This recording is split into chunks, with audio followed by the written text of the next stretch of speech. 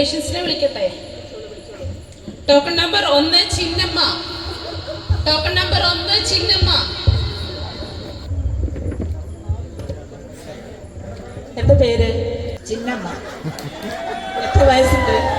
ഡോക്ടറെ, എനിക്കിപ്പം 67 വയസ്സായി. 67 വയസ്സ്. എന്താ ചിന്നമ്മയുടെ പ്രശ്നം?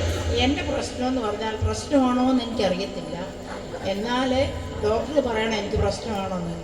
ഞാനൊരു ഓർത്തഡോക്സ് വിശ്വാസിയാണ്. ഞാൻ എല്ലാ ഞായറാഴ്ചയും രാവിലെ പള്ളി വരും. എനിക്ക് എല്ലാവരും പള്ളി വരുന്നതിന് മുമ്പേ വരണം. മറ്റുള്ളവർ പാടുന്നതോ പ്രതിവാക്യം പറയുന്നതോ ഒന്നും എനിക്കിഷ്ടമല്ല. അപ്പോൾ എനിക്ക് എന്താണെന്നറിയാമോ, എനിക്ക് ഉറക്കെ പറയണം. അതാണ് എൻ്റെ പ്രശ്നം. അതൊരു മനോരോഗമാണോ ഡോക്ടറെ? അപ്പം ചിന്നമ്മ, ഇതൊരു മനോരോഗമാണെന്ന് പറയാൻ പറ്റത്തില്ല. വൈദ്യശാസ്ത്രത്തിൽ ഈ രോഗത്തിന് പറയുന്നത് ആത്മീക മാനിയ എന്നാണ്. അങ്ങനെ ഒരു മാനിയുണ്ടോ? അങ്ങനെ ഒരു മാനിയ ഉണ്ട്. മിക്ക സഭകളിലും കണ്ടുവരുന്ന ഒരു രോഗമായത്. ഇത് അത്ര ഗൗരവമുള്ള രോഗമൊന്നുമല്ല. പ്രത്യേകിച്ച് 50 വയസ്സ് കഴിഞ്ഞ അമ്മമ്മമാരിലാണ് ഇത് പ്രശ്നം കൂടുതലായിട്ട് കണ്ടുവരുന്നത്. ചിലയിടത്ത് ചില അച്ചായന്മാരിലും കാണാറുണ്ട് ഈ പ്രശ്നം. അതിന് നമ്മൾ ഒരു ട്രീറ്റ്മെന്റ് എന്ന് പറയുന്നത്, ഇവിടെ അടുത്തൊരു എടക്കര മെഡിക്കൽ സ്റ്റോർ ഉണ്ട്. ഞാൻ മരുന്ന് അടിക്കാൻ ഡോക്ടറെ ആ മെഡിക്കൽ സ്റ്റോർ. അപ്പോൾ അവിടെ ആ മെഡിക്കൽ സ്റ്റോറിൽ നിന്ന് ഒരു സെൽഫ് കൺട്രോളിനും അച്ചടക്കത്തിനും ഉള്ള 2 സെറ്റ് ടാബ്ലറ്റ് കിട്ടും. അത് കഴിച്ചാൽ മാറുമോ? അത് കഴിച്ചാൽ മാറും. അത് 2 സെറ്റ് തന്നെ മേടിക്കണം. 2-ൽ നിന്നും നമ്മൾ ആരാധനയ്ക്ക് പോകുന്നതിന് ഒരു 6 മണിക്കൂർ മുൻപ് അത് 2-ൽ നിന്നും ഈ 2 വീതം കഴിക്കണം. ഒരെണ്ണം കഴിച്ചാൽ പറ്റത്തില്ല, 2 തന്നെ കഴിക്കണം. അങ്ങനെ കഴിച്ചാൽ മാറുമല്ലേ? അപ്പോൾ എനിക്ക് മാനസികമായിട്ടുള്ള രോഗങ്ങളൊന്നും അല്ല. അല്ല. അത് ശരി ഡോക്ടറെ. Token number 2 Avarachan. Token number 2 Avarachan. നമസ്കാരം. എന്താ പേര്? എൻ്റെ പേര് അവറാച്ചൻ. എത്ര വയസ്സുണ്ട്? 79 വയസ്സുണ്ട്. എന്താ അവറാച്ചൻ്റെ പ്രശ്നം? എൻ്റെ ഡോക്ടറെ, പള്ളി വന്നു കഴിഞ്ഞാൽ ആകെപ്പാടെ ഒരു പുറകിമുട്ടല. ഈ അച്ഛൻ എന്തെങ്കിലും പ്രസംഗിക്കുകയോ ഇരിക്കാനോ ഒക്കെ പറയുമ്പോഴത്തേക്ക് പുറത്ത് പോകണമെന്നൊരു ചിന്തയാണ്.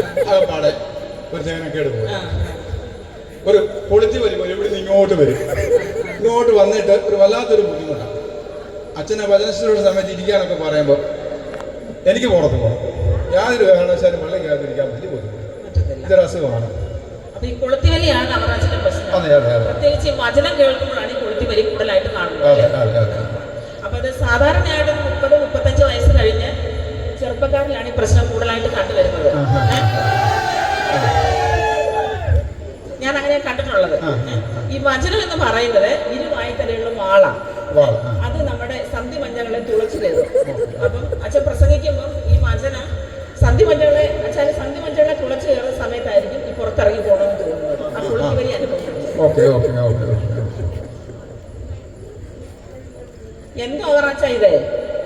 ഈ ഫോണ് പള്ളിയിലും ആരാധനയ്ക്കും ഹോസ്പിറ്റലൊക്കെ വരുമ്പോൾ ഫോൺ ഓഫ് ചെയ്ത് വെക്കണമെന്ന് അറിയത്തില്ലയോ?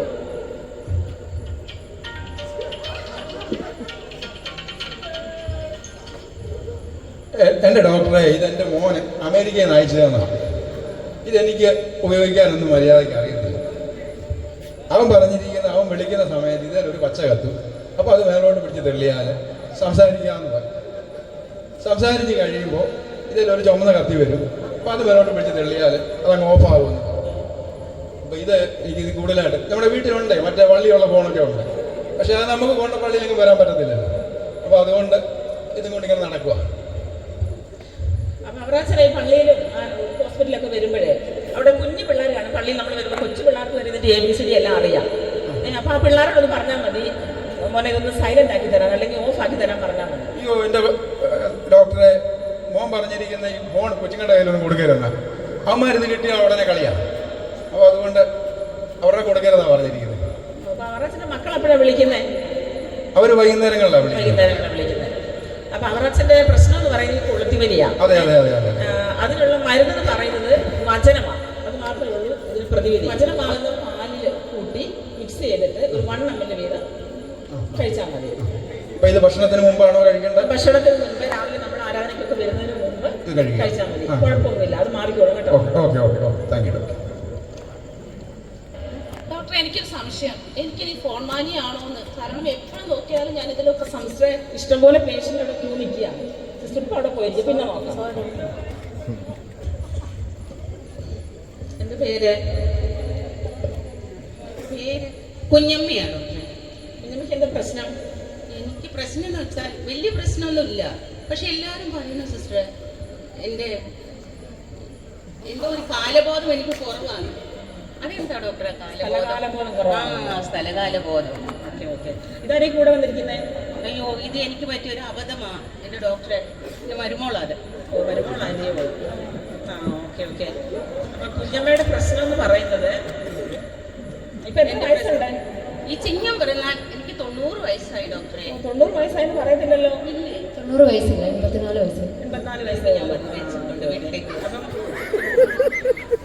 അപ്പൊ കുഞ്ഞമ്മയുടെ പ്രശ്നം എന്ന് പറയുന്നത് എന്ന് വെച്ചാല് പള്ളിയിൽ പ്രാർത്ഥനയ്ക്കും ഒക്കെ പോകുമ്പോഴേ പാട്ട് പാടാൻ പറയും.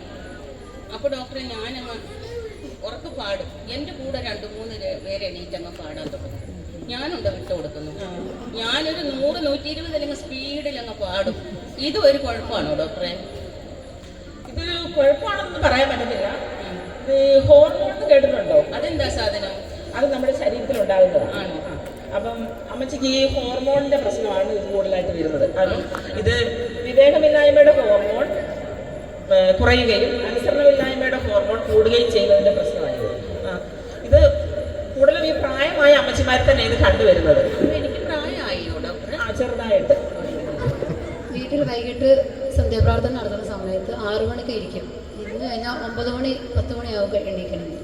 ആ സമയത്തൊക്കെ നമ്മുടെ മക്കൾക്ക് പഠിക്കാനുള്ളത്, കുഞ്ഞുങ്ങൾക്ക് പഠിത്തം, അടുക്കളയിൽ വർക്കൊന്നും നടത്തില്ല. അപ്പോൾ വെറുതെ പറയാം ഡോക്ടറെ, ഇതെല്ലാം അങ്ങനെ ഒന്നുമില്ല.